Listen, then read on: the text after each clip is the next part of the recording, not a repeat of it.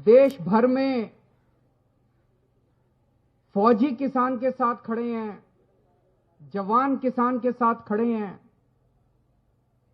खिलाड़ी किसानों के साथ खड़े हैं, बड़ी बड़ी बॉलीवुड की हस्तियां किसानों के साथ खड़ी हैं, वकील किसानों के साथ खड़े हैं,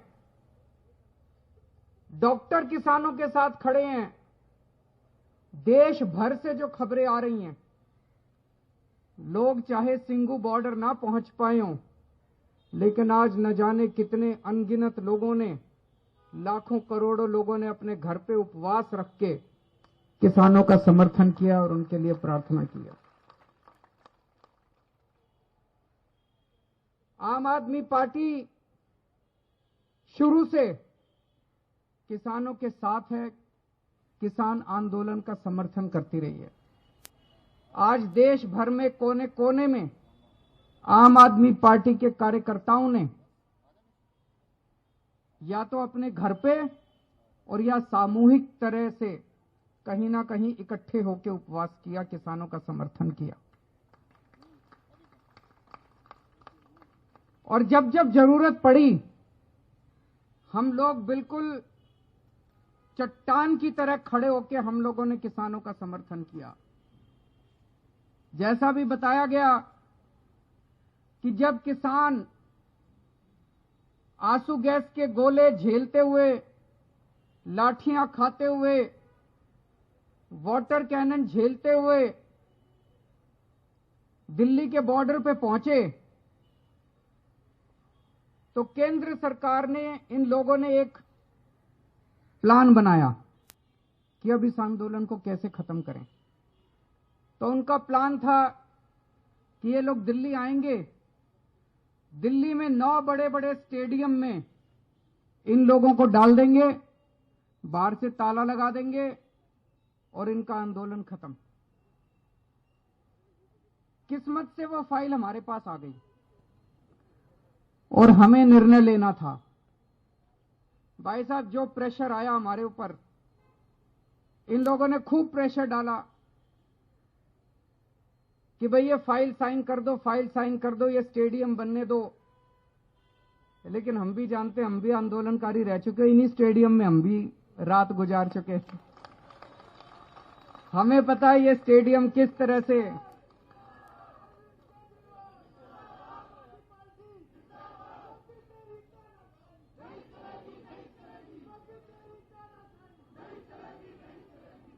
हमें पता है कि किस तरह से आंदोलन को मारने के लिए इन स्टेडियमों को इस्तेमाल किया जाता है। हम इनके प्रेशर में नहीं आए, हमने इन लोगों से लड़ाई करी, केंद्र सरकार नाराज हुई, हमें इस बात की कोई परवाह नहीं है। हम किसानों के साथ चट्टान की तरह खड़े रहे और हमने इनकी फाइल रिजेक्ट कर दी। उसके बाद मैंने सारे कार्यकर्ताओं को कहा, और मुझे खुशी है आप में से बहुत सारे लोग एक सेवादार बनके किसानों की सेवा करने के लिए गए हैं। हमारे कई एमएलए को मैं जानता हूं, हमारे कई नेताओं को मैं जानता हूं। मैंने उनको कह दिया था, कोई टोपी पहन के नहीं जाना, कोई झंडा डंडा लेके नहीं जाना, आम आदमी पार्टी का जिक्र नहीं करना। देश बचेगा तो आम आदमी पार्टी बचेगी, किसान बचेगा तो आम आदमी पार्टी बचेगी। आप में से बहुत सारे लोग रात दिन वहां पे सेवा में लगे हुए हैं। आप भी सेवादार बन के गए और मैं भी सेवादार बन के गया, बिना किसी आम आदमी पार्टी का सिंबल लिए। मैं भी वहां पे सेवा करने के लिए, किसानों की सेवा करने के लिए गया। तो ये लोग बहुत नाराज हो गए। पिछले हफ्ते जब इनका आंदोलन था, एक दिन मैं भी एक दिन वहां जाना चाह रहा था, लेकिन इन्होंने मेरे दरवाजे बंद कर दिए, मेरे को जाने नहीं दिया। लेकिन अपने को क्या फर्क पड़ता है, आपने घर बैठ के इनके लिए प्रार्थना कर ली, प्रभु से प्रार्थना कर ली कि हे प्रभु, किसानों का आंदोलन सक्सेसफुल हो। और आज उपवास के ऊपर सारी आम आदमी पार्टी बैठी है। यह आंदोलन बहुत पवित्र है। आप लोगों ने देखा होगा किस तरह से बिल्कुल अहिंसा पूर्वक, कोई किसी तरह की कहीं हिंसा नहीं है। इन्होंने लाठियां खाई, हाथ नहीं उठाया। इन्होंने टीयर गैस, आंसू गैस के गोले छोड़े गए, हाथ नहीं उठाया किसी ने। पूरी तरह से अहिंसा के रूप में चल रहा है और किसी पार्टी को नहीं आने दे रहे। ये बहुत अच्छी बात है। कोई राजनीति नहीं होगी, किसी तरह की राजनीति नहीं होने दी जा रही। बहुत पवित्र आंदोलन है ये। इसलिए दुख होता है जब इनके ऊपर तरह तरह के इनको बदनाम करने की कोशिश की जाती है। कह रहे हैं कि ये आतंकवादी हैं, किसान आतंकवादी हैं। कह रहे हैं कि किसान देशद्रोही हैं, किसान टुकड़े टुकड़े गैंग हैं। कह रहे हैं कि किसान चीन और पाकिस्तान के एजेंट हैं। ये जो किसान बैठे हैं ना, इन्हीं लोगों के भाई, इन्हीं लोगों के बेटे चीन और पाकिस्तान के बॉर्डर के ऊपर देश की सुरक्षा कर रहे हैं।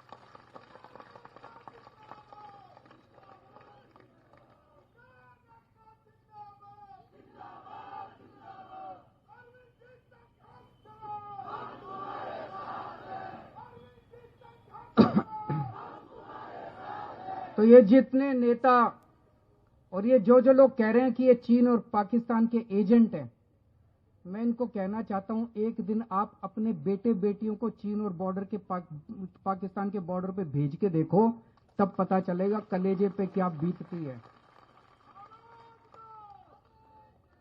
और आप ये सोच के देखो,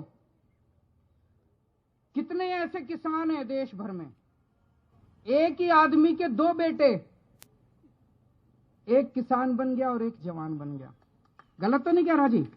ऐसे बहुत सारे लोग हैं। कितने परिवार हैं, एक बेटा फौज में और एक बेटा खेत में। अब जब वो फौज में बॉर्डर के ऊपर उनका बेटा सुनता है कि मेरे भाई को आतंकवादी कहा जा रहा है, जब वो सुनता है मेरे पिताजी को आतंकवादी कहा जा रहा है जो यहां सिंघू बॉर्डर पे बैठे हैं, तो उसके दिल पे क्या गुजरती होगी? ये सही नहीं हो रहा। जितने लोग ये राजनीति के तहत किसानों को गालियां दे रहे हैं, किसानों को भला बुरा बोल रहे हैं, मैं उनसे हाथ जोड़ के अपील करना चाहता हूं, ये बंद करें, गंदी राजनीति करना बंद करें। दूसरा, अभी जैसे काफी विस्तार में आपको समझाया गया, ये कानून केवल किसानों के खिलाफ नहीं है, ये कानून इस देश की आम जनता के खिलाफ है।